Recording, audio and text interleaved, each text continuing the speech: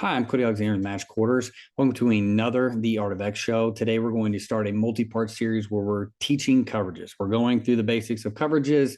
I'm going to intertwine how other people are doing it, other philosophies in this whole series so that it's not just me talking about what I believe, but also other ways of doing things. I think that's important for people to understand as you go through, especially on defense. There's so many different ways of doing things and teaching things. This is just my experience, and then, taking other pieces from it. I'm anchored in the Jimmy Johnson quarter system that I learned from Phil Bennett when we were at Baylor. So I'm anchored in really in that kind of that explosion of the Baylor system, how we defended it every day. That's where I'm kind of anchored in. So I'm kind of a little different in the way that I run my quarters coverage. I call it sky. A lot of people, when you hear sky, you're thinking of like sky, like an inverted system or a cover three. So safety down. No, that's not how I call it. I call it quarter.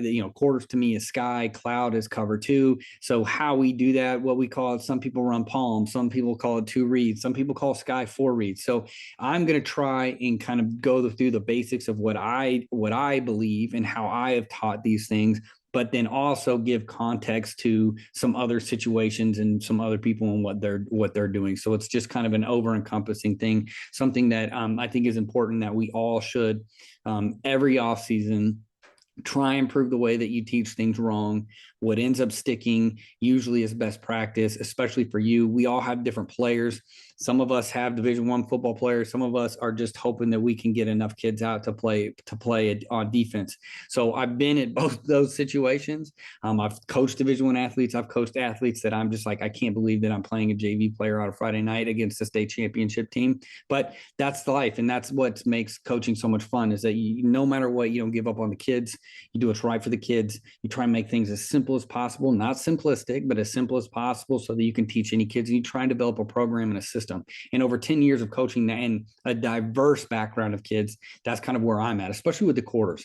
The other part of this is you have to be expensive somewhere, right? If I'm expensive in quarters, I can't be expensive in cover three as well. And those are kind of the basics of coverage, right? Is that when you're going to teach something, you can't just be like, well, we want to run these 10 different coverages. Well, if you're a jack of all trades, then you might as well just spot drop everything because you just need to get to areas, right? Because you can't teach the nuances at that point. We want to be this kind of a team. We want to be, hey, we want to run non-traditional Tampas, but then we also want to run cover three over here. But then are we running country three? Are we running match three? But then we also want to have a Meg quarters in here, but I also want to be able to have a zone quarters. So you can get into this point where you start looking at everything and you're like, wow, I've got a lot of this stuff. How can I teach it? So I always try and tell people you have to be expensive somewhere. I'm expensive in quarters. That's because that's where I anchor in. That's my philosophy. I like quarters. I think quarters is best coverage in ball, right? Outside of cover one.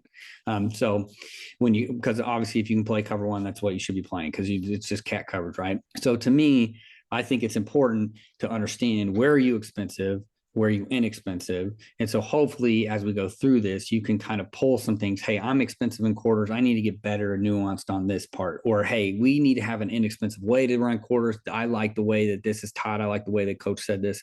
Maybe we can add that into what we're doing. Because there's a lot of guys, especially in the cover three universe. If you are a weak rotation cover three, you're running along with a lot of these quarters coverage rules.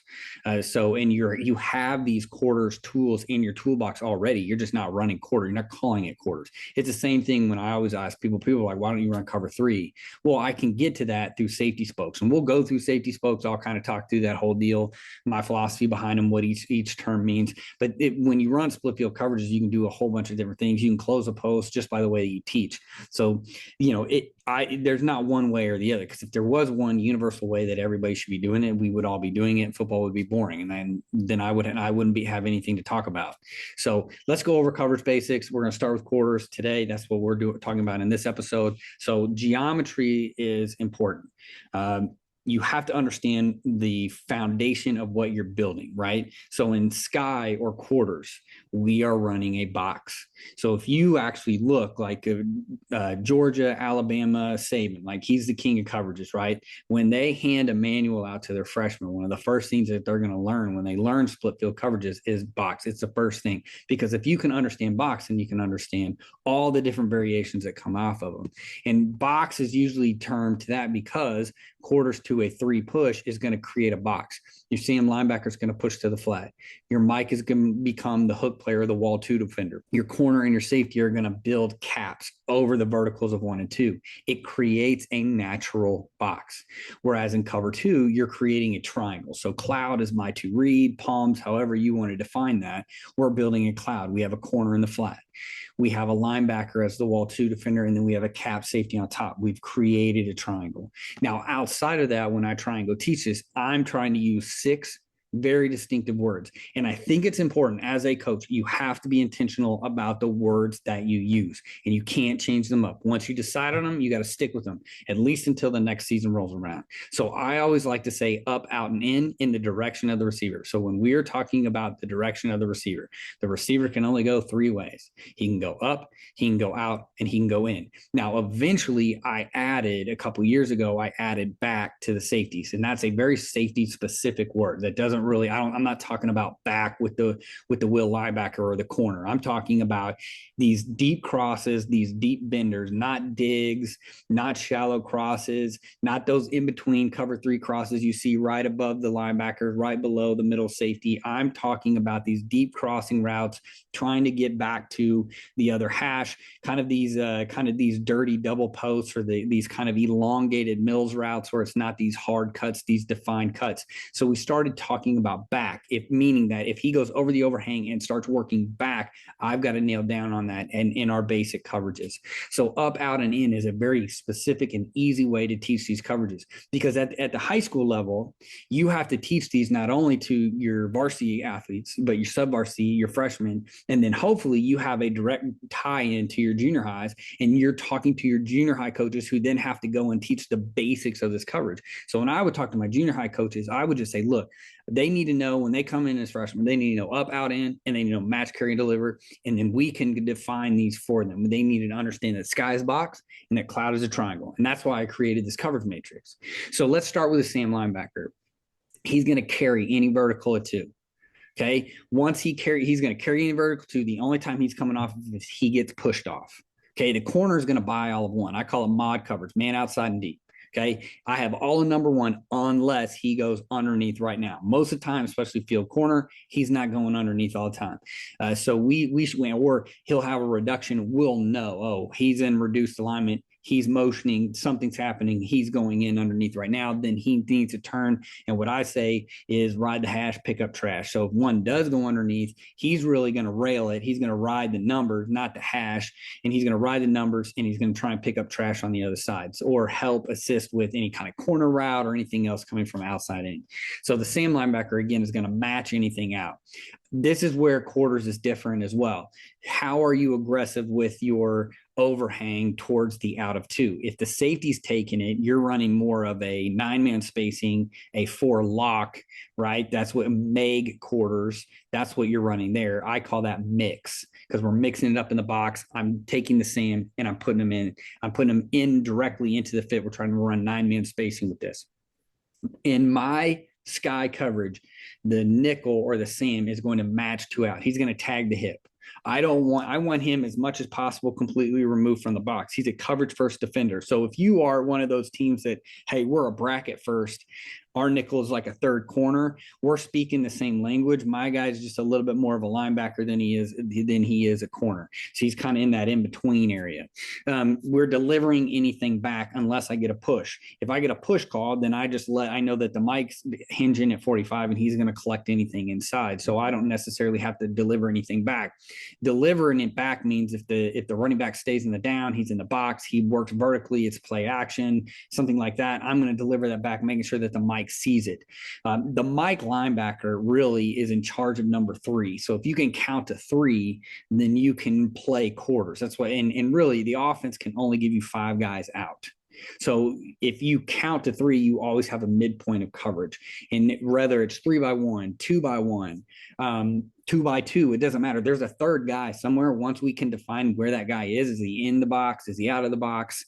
Is he on the line of scrimmage? Is he off the line of scrimmage? We can then formulate what coverage we need to run. So from here, this is what we get. So we've got our Sam playing essentially carry vertical at two pushes out, I'm matching it, I'm delivering anything back inside. The corner is going to have all a number one, right? So he's going to take all a number one unless he goes underneath right now. And so we kind of think of like a no cover zone at 5 yards. If he goes underneath at 5 yards, then we're going to let him go. I always get that question, what about slants? Slants are a vertical stemming route. Most of the time, even on a 3-step slant, he's going to work past that 5-yard mark. We want to nail down on slants. It's basically man coverage, off man coverage for that corner. That's how I teach it. You're playing man until you're not, right? The free safety, again, any kind of 2 up, we're capping it. 2 out, post control. And what post control is, I'm going to take a look at number 1. If 1 is inside the numbers, I know most likely it's going to be a curl or a post, and I want to sink underneath of that. Okay. But I'm going to ride that hash. I'm going to let it come to me. Now, if he ends up curling up at 12, then I want to make sure that I'm working out that, but I want to look and see the intention of number 1. If number 1 is on an outside release, corner's buying all of that. That's what that guy signed up for. I tell my corners all the time, you're in this line because you just want to defend fade routes, right? That's the sexy route. You all want, hey, let's get in a track meet. Let's go run verticals. I'm going to push you to the sideline. I'm going to give you, the whole incomplete in the air. I want to go up for the pick. That's what I want. Right. So you signed up for that. The safety then is going to come back to the hash, get his eyes to the quarterback and sway on that hash. We call it a sway technique. I want him to sway on that. If we get 2 in, we want to stair step that. And then he is taking us to the middle of the field. That's why we call it a stair step. I want to step replace at a 45-degree angle. That's why we're building a step. And then if he continues underneath mesh route, shallow route, then the offense has already brought me into post control. He's brought me into the post. So they've already delivered me to where I need to be. This goes back to, why don't I teach cover 3, or why don't we run a ton of cover 3? Because if you teach it correctly and you interact with the offense is bringing you to the post. They're bringing you to close the post. Offensive guys that think they're really smart, they think that, oh, look at these route combinations we got. I'm bringing you here. Oh, 2 goes under. I know you're going to snap your eyes to 1. You're going to go. I'm going to get 2 guys in quarters coverage over on that fade route. No, I ain't having that. You're trying to get me to go do that, so I'm going to work back into the post route. That's the most important thing that I think safety play is, understanding where eye progressions go. A lot of guys give black and white indicators. Okay, 2 goes in, snap your eyes to 1, work to 1. Okay, 2 goes out, snap your eyes to 1, work to 1, right? No one ever is like, well, if it goes underneath, make sure you cap that, then work back to the post. Like, I want to know where the shadow of the receiver is in number 1. If 2 goes out, I'm getting a couple of things. If 2 goes out, I'm getting a curl flat, I'm getting a post out, or I'm getting a fade out. That's what I'm going to get. So because of that, I'm going to match 2 of those. So 2 out of 3 of those combinations, I'm going to match. If his shadow is outside the numbers, his shadow is towards the sideline, then I'm now going to work back because they're trying to pull me back. Everybody runs Y cross now. Right? Everybody runs Y cross. I mean, there's whole offenses that are just based on Y cross. I saw an offensive clinic one time. The guy was bragging about how they ran Y cross 15 times and the defense never figured it out because they just window dress it with formations and different tags on it to make the other side look, just to manipulate coverage. So if I get a shallow, whether it's to the boundary or to the field, if I get a shallow route, I know I'm either getting a dig or I'm getting some sort of an over. If I get an out, I'm getting something over. They're trying to get you off the hash, especially in split field coverage. In split field coverage, they are trying to attack the middle of the field, right? They want to get you off the hash. You have to teach your safeties to not get off the hash. And the way you do that is teaching them. If it's a vertical stem, I want to cap that. If it's out, I want post control. I want to snap my eyes to 1. If 1's outside the numbers, it's a fade route. Speed release is a fade route. Snap my eyes back to the quarterback. Let him take me to the ball. If 2's out and 1 is inside, I know I'm getting a post and I know I'm getting a curl route.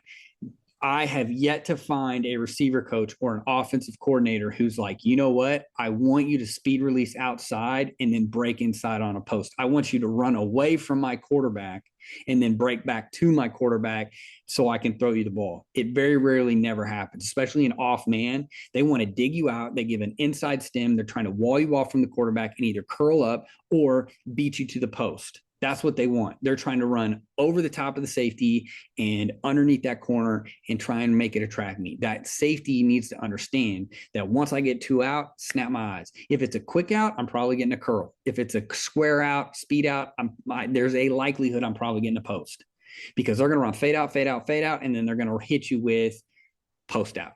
Okay.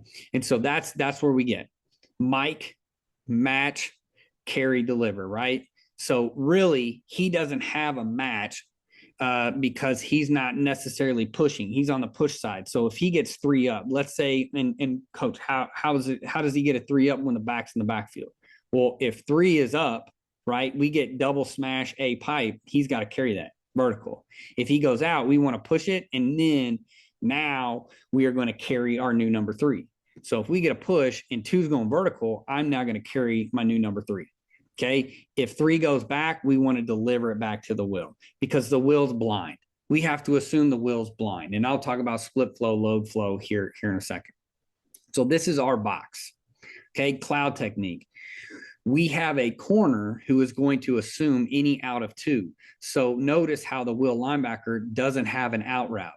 He's not going to work out. He's going to work hash control. His job now is, if 2 goes out, it's almost like the safety in Sky. If 2 goes out, snap my eyes to 1. If 1's working underneath, I will deliver it back.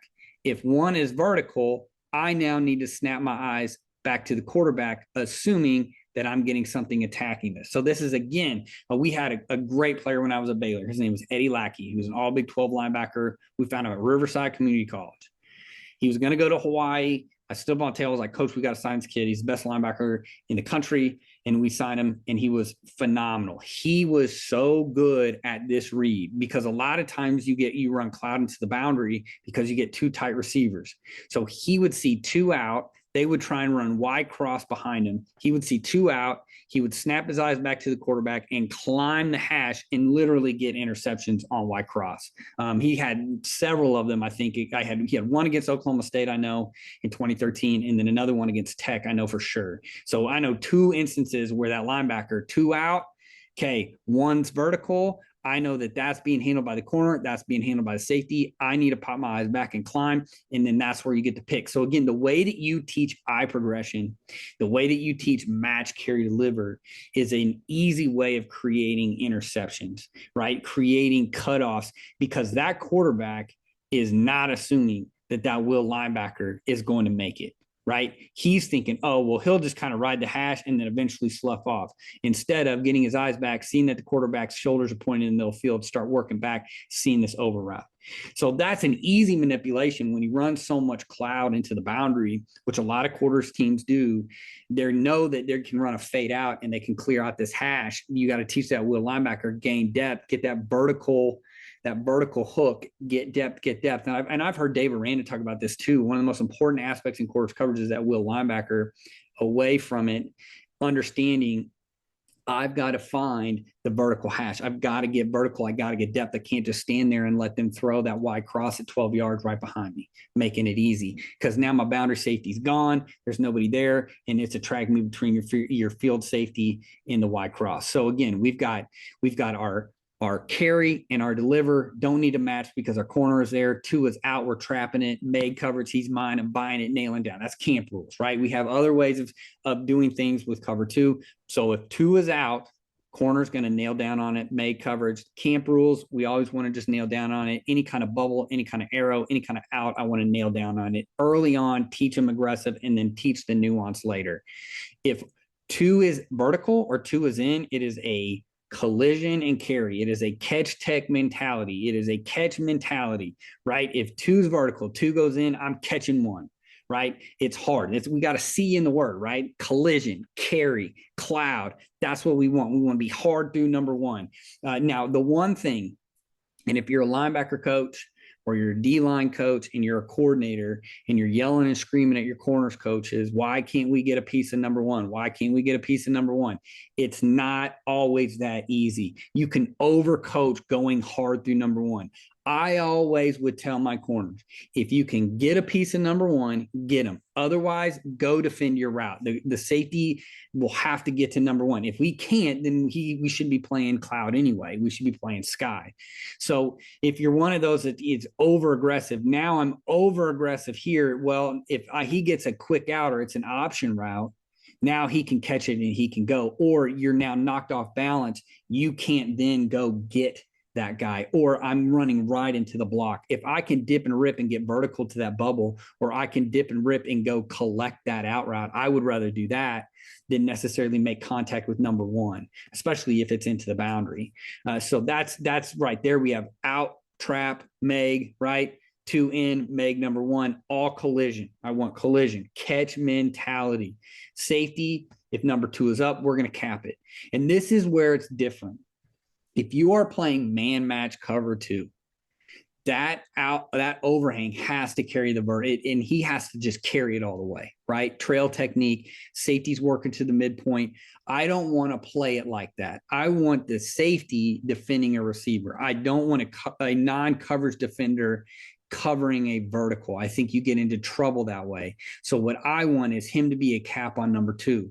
If two is out, take number one. That's my guy now. I'm buying all of them. If two goes out, I've got all of number one. Okay. Again, if you taught in Sky to read the shadow, he should understand if I get an inside release of one and I snap my eyes, he's inside the numbers, I'm probably getting a post route. I don't have to be so aggressive. He's going to come to me. If he speed releases, I need to get over there. He's running a fade route. I need to go right now. So again, teaching that shadow of the number will help, and teaching post control will help your safeties in Sky to close the post, and then in cloud, understanding leverage on number one. Because I've seen it too, where two out and those guys, you've overcoached the 45-degree angle. You got to get over number one. You got to get over number one. And then that guy undercuts him, right, on a post route. So we don't want to teach that. We want to protect that as much as possible. I need to start moving that way, but I want to get a quick read on where he is. And I like giving a visual cue and a visual landmark so that they can quickly accelerate that process. I can quickly see, is he inside the numbers or outside the numbers, and then understand where I go. And again, this all needs to be rep. And that's part of the problem. Speaking of reps, when guys talk about why they don't want to run quarters, it's because, well, you got to do all those receiver matches. You got to do this. You got to do that. And that's okay. But again, like I go back to it, are you expensive in it or are you inexpensive in it? If you're inexpensive in it, then you just need to play the basics. Don't overthink it. Just play the basics, right? But if you're going to be expensive in it, you can get nuance. And that's what we're talking about here. So if two's in, I want to stair step it post control, just like I would in that, but probably not as aggressive, understanding that I need to kind of hold that cap open because that corner is going to be collisioning number one. So if we get an underneath route, right, that's underneath, I want to stair step. If we get an over route, I want to stair step, understanding that thing could turn into a post route, something like that, and I need to stay high in the fit. So that is our geometry of quarters. That's how we teach coverage: up, out, in, match, carry, deliver. Are you a box or are you a triangle? Let's talk about terms to know before we go any further, because it would be rude of me to think that y'all know the exact language I'm talking about. So whether you've been with me since 2016 or this is the first time that you are listening to me or watching me on YouTube, I want to make sure that you understand my language and my philosophy. So we always want to have a passive and an aggressive technique. So our passive technique is going to be our base technique. It's going to be our off technique. Mod coverage, man outside and deep. That's our corner technique. He's going to be off man. Mess is a soft press. That's passive, right? And then we want a hard, right? We want a man. So that would be Meg. So we have mod, we have mess, man accepts shallow, man accepts short, right? So if he goes underneath right now, I'm releasing him, ride the hash, pick up trash, right? Okay. Meg hard. I got him everywhere he goes, man, everywhere he goes. That's what I mean. So we want to have a mod off, mess and Meg are press, but we have a passive press and a hard press. Okay. So we want to have a passive and an aggressive way of playing everything. Cloud is our passive way of playing it. We're at 5 yards, feathering off. Yes, it's collision, but I'm off, right? Squat is very passive. So we've kind of flipped it in cloud because cloud isn't already aggressive. It's a trap coverage. We're aggressive already. So we kind of flip it. We're going to start with semi-aggressive, right? Then we're going to go to passive, which is our squat. I'm not taking anything underneath at 5 yards. I'm letting the ball bring me down. I'm carrying number one vertical so I don't undress the safety. And then press, that's our hard, right? So again, we're going to go aggressive, passive, hard on cloud. Bracket, cone, and cap, those are all of our techniques for bracket coverages, okay, which is just we're just flipping the responsibility of the nickel and the safety. So the safety is going to now nail down on anything by number two, okay, and then our nickel or our Sam is going to have all of number two out and up, okay. Cap and cone are played into the boundary or the single receiver. So cone is a single receiver. It's a bracket on number one, right? Cap is going to be something, and I will explain it when we get to bracket coverages. Thumbs is an inverted sky, right? So this would be the true sky that a lot of people know of. Sky, safety down, we're playing quarters, but the safety's underneath already. Travel just means we're going to follow the tight end. Slice and trap, those are trap coverages by the corner. So before we get in any further, just going over terms to know, these are the basic terms that I have for coverages. Let's talk about underneath coverages. Okay. In underneath coverage, you have to understand what a push alert is. So anytime I have three receivers to the side, okay, remember split field coverage, draw a line through the center. Anytime I do that and I have a number three receiver, that is a push alert. If he pushes to the flat, the overhang will take him. Okay. Our no cover zone is 5 yards. We don't want to nail down on that. Okay. I think one of the best ways of explaining this, Dave Aranda in his Wisconsin playbook has a bait, intermediate, and alert. Anything under 5 yards is bait. They want you to nail down on it so that they can throw to the intermediate. Anything over 15 yards is a shot. Okay. That's an alert. Like if you look at the old West Coast offensive playbooks, right? Those alerts, those are, hey, if it's wide open, throw it. Okay. Air Raid said, let's just throw those no matter what, and then we'll work to the intermediate. Whereas West Coast is more like, let's throw the intermediate and then we'll work there if it's wide open, or we check it, or I tag it. So for me, when I teach this, the mic has to understand I'm going to deliver that or match that out, right? But then I'm going to roll over and back and deliver the over route back. So typically where you see this is in Y cross. This is what I've drawn up here. 3 pushes out, nickel pushes with it. He's gonna cough, curl over flat, stay on top of it before he nails down. The mic is going to roll over and back, robot technique, and assist with the safety. And look, I tell the safeties, is he naked or clothed? If two's naked and Mike doesn't show up, let's say it's play action or Mike pushes with it way too out, he's naked, nail down him. If the Mike does a good job, stay vertical a little bit because you might be able to backdoor that post, or that might force that guy to climb a little bit. Okay. Off of the push, what happens on the other side? You have a take back. So here I've shown this. If we get a push and we get a vertical by 2, the Mike becomes the wall 2 defender or wall 3, right? So the will has to take back anything away from the push alert. If I'm to the push alert, right, and I'm the overhang, I don't have any take back. I need to deliver things back to the mic, but I don't have take back. I don't have to take the thing all the way across. Now, some people will say, well, if we get a vertical of 3, I want you to take 2 underneath. So you have to define how you want to do that, especially in trips. But take back just means if I get a push of 3, okay, the mic's blind. I can't just assume he's going to nail down on it. I can give him an undercall, but I can't just assume that he's going to show up. So I want to carry that back. So that's push alert and take back. One of the most undercoached coverage aspects, especially in split field quarters coverage by linebackers coaches. Everything, especially at the lower levels, hey, we got to fit the run. We completely forget how to cover. We chase guys, or we just kind of spot drop to areas and we end up covering grass. Again, if you're covering grass, a man's going to catch the ball because we want to cover guys.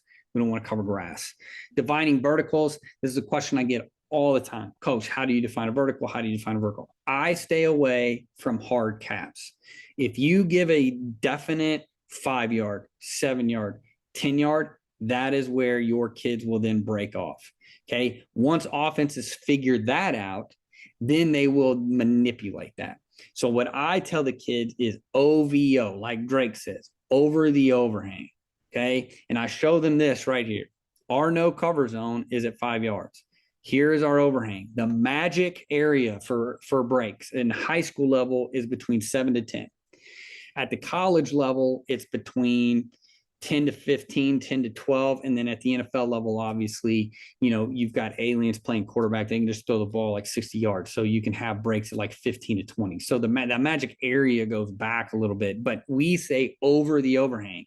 So sail route, over the overhang. I would like the corner to show up on a sail route. We work it. That was something I always worked because I didn't want coaches feeling like they could run a sail route on us. Now, not a lot of high school quarterbacks can throw a sail route to the sideline from hash to boundary, so you kind of have an idea, but to the boundary they can. So I want that corner to show up. If we get the kind of the deep bender dig or the Usong, right, under Sam over Mike, we want that's a vertical route. It went over the Sam, but it went over the Mike, OVO, went over the new overhang. So I want to make sure to nail down on that. So that's where how we define a vertical, and that's where we get that from. So I always show the Drake logo, OVO, right? OVO. Anything underneath the overhang, overhang's going to buy it. Anything under the overhang, overhang's going to buy it, or the next linebacker is going to buy it. Anything over the overhang, OVO, we have to nail down on it. That becomes ours. And really talking to the safeties, the corner in cover 2, cloud, that's when you got to worry about that. Smash route's another thing. If you are a bracket team, it's hard to defend a smash route or get a smash call. So we play both, right? I've played bracket and then I've played coverage. How are you mixing those in between? So how do you do that? Any inside alignment by the overhang, smash rules are on. Any outside alignment, smash rules are off because he's blind to it. I don't want him turning his back and then getting a smash rule and then saying, oh crap, I got to turn all the way around. I don't like that mechanics. Any kind of mess, any kind of press, we're not doing it. Because I've tried to do it, right? But corners have to be really, really onto it to be able to play underneath it. Now, I've had some guys that were good enough that even in a mess situation that they could read out and they could kind of peek it to and go. Look, it's one of those things that I'm not going to get mad at you for making a play, but don't expect to make a smash call. So this is how we define it. Any kind of sit down by number one, quick underneath by number one, that is defined as a smash route. The corner assumes the corner. The safety is going to sway on the hash. I don't want them getting beat by a cop route, which is a corner post. I don't want that guy hitting the corner in the post.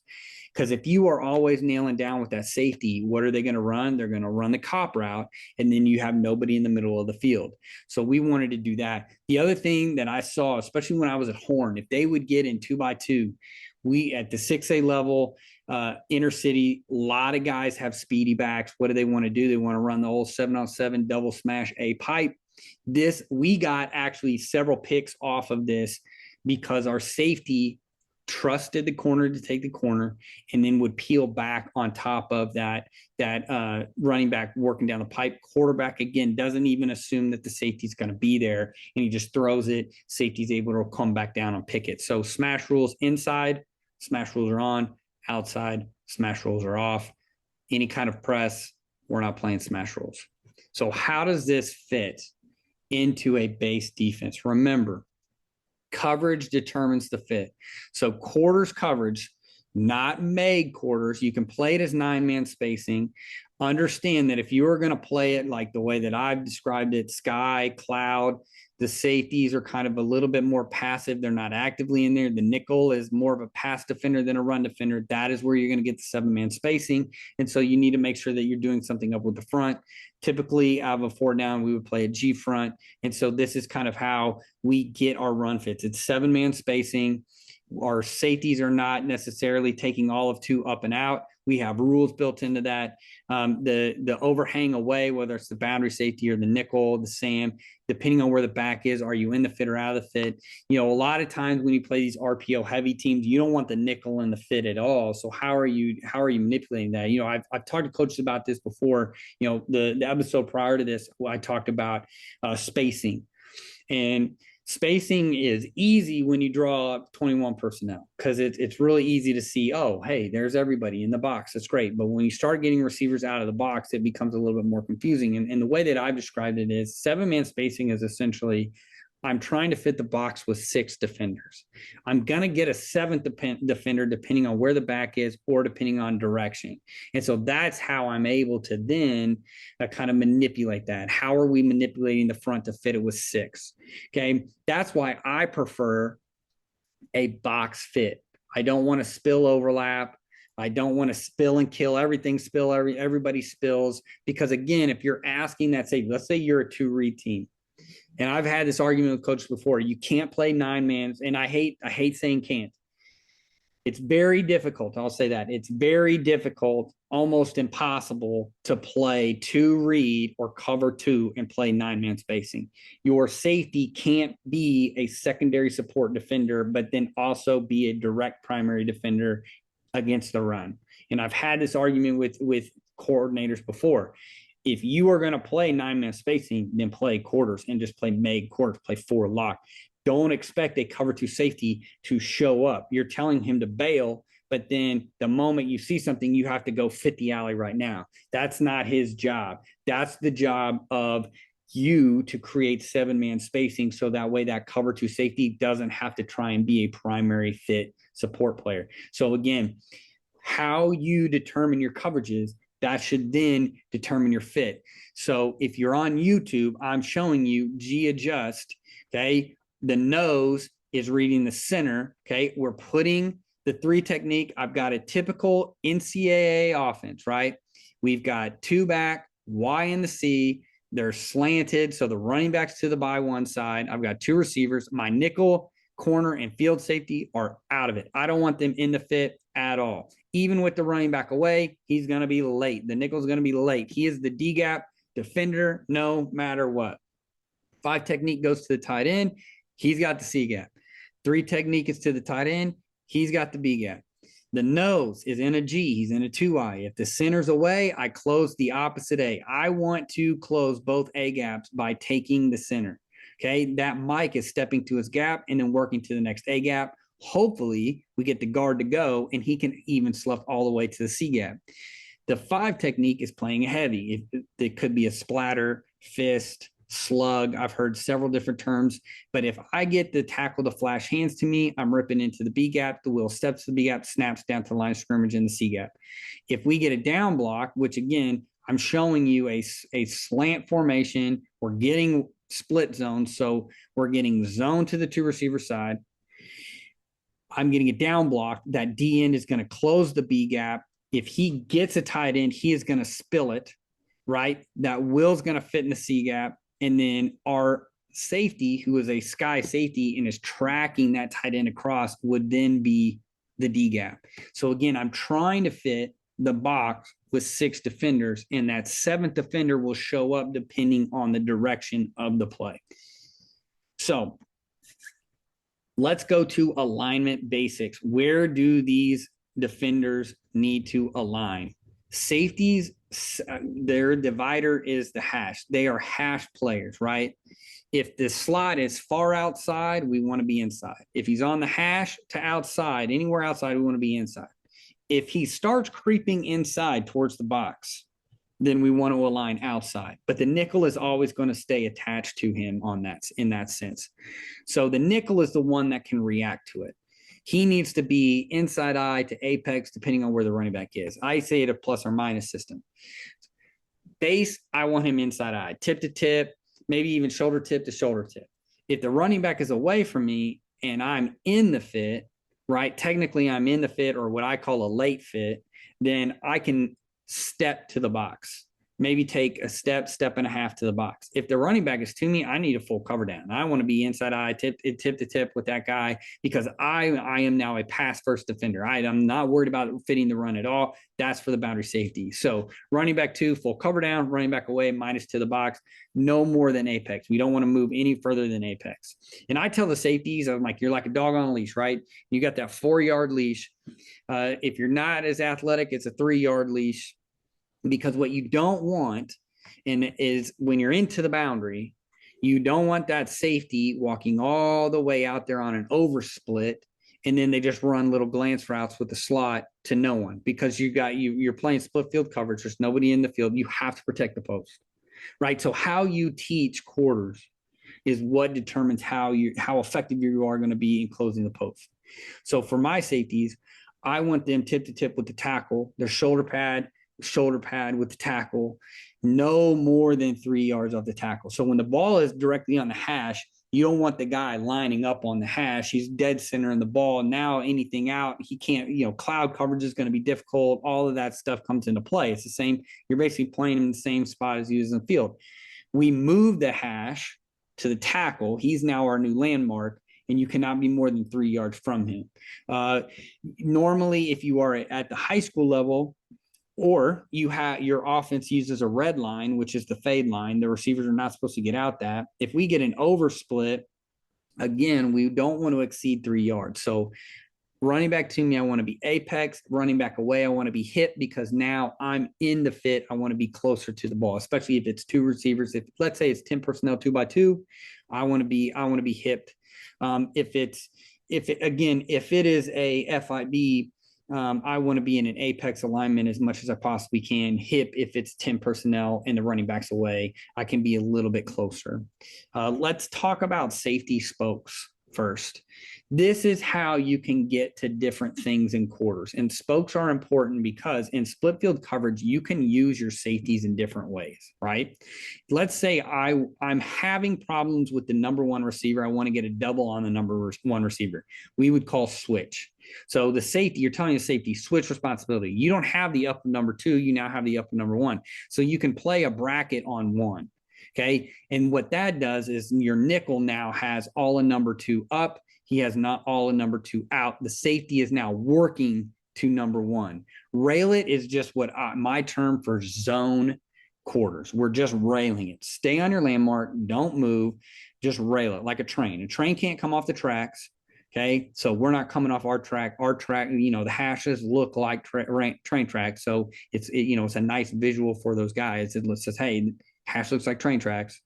You're a train. Don't come off it. We're railing it. Corners are going to rail it on the numbers. The numbers are their track. Swap safety is outside. So this is your old school robber coverage. Safety's buzzing the flat right now. I want to cut to the flat. So if I want to run robber coverage, I call swap. Buzz just means I'm going to buzz inside. So this would be, now I'm playing kind of a different way of playing robber coverage. The nickel now is going to cut one. The safety is going to buzz down, and now the corner is going to play the overlap. So again, we're playing different variations of cloud. I'm just putting people in different spots. Stair step, talked about any kind of underneath route. I want to stair step on top of that, close the post. Boundary safety. So those were all field safety spokes. Boundary safety spokes. We talked about rail, scale. Okay, I want to scale to the number one receiver. I want to go to the number one receiver. That would be scale. We're climbing the mountain. I want to do that. That allows number one to kind of be the corner to play heavy on number one, and it's another way of getting into kind of these two-man situations, but telling that safety, hey, I don't necessarily want to cone it. I want the true double. I want you to get to the top of number one and let the corner kind of beat them up. I don't want to play cone. I want to play scale. Swipe is, again, it's like swap. I'm buzzing to number one. I'm cutting to number one. Sink is similar to buzz. I'm sinking down and outside. So I'm down and outside. Stab means I'm working to the B gap. Steal means I'm stealing the middle hole. These are all coverages that you can use. And I really like it. Safety spokes with the field safety is great, but your boundary safety is where you can really unlock your defense. If you have a boundary corner, you can now unlock your entire secondary. You can do so many different things. When I was at Midlothian, I had one of the best corners I've ever coached. And I wish he wasn't 5'6", because if he wasn't 5'6", he would be a Division I football player, one of the best football players I've been around. But he didn't have the height. But he could shut down any receiver we faced. And because of that, I could do so many different things with boundary safety. We could put him anywhere we wanted. If we wanted to double, I wanted to send him to the post, I could just send him to the post. If I wanted to double these, we were getting a lot of Y cross, I could just double the Y cross and let that front side safety stay up. That would be our steal technique. If I wanted an extra guy in the box, we could sink or stab it. So there were way many things that we could do. And then obviously this is where we can play a ton of half field zone on 5-man pressures, because I don't care. And we used a lot of it to the boundary because we could just man up the boundary corner and I could put that boundary safety either on the back, on a tight end. I could do whatever I wanted with them. And so that is where we get these safety spokes. So that's going to be the end of this. We've set everything up. When we come back, the next episode, we're going to talk about the foundations of sky and cloud, really digging into each coverage. But today we went through safety spokes. What are the divider rules? Where do your safeties need to be in split field coverage? So alignment basics, run fits within G adjust. What are your smash rules? What is a vertical? How do we determine underneath coverages? What are terms to know going forward? And then finally, the geometry of coverages where we started. Remember, up, out, in, match, carry, deliver. Thanks for joining me on the Art of X show. Make sure to hit subscribe on the YouTube channel. If you are subscribed on the podcast channel of your choice, make sure you subscribe to it. Again, go to Match Quarters, Substack, subscribe to it, get the best in defense weekly in your inbox. Thank you for joining me. I'll have all links to everything underneath. Have a great day.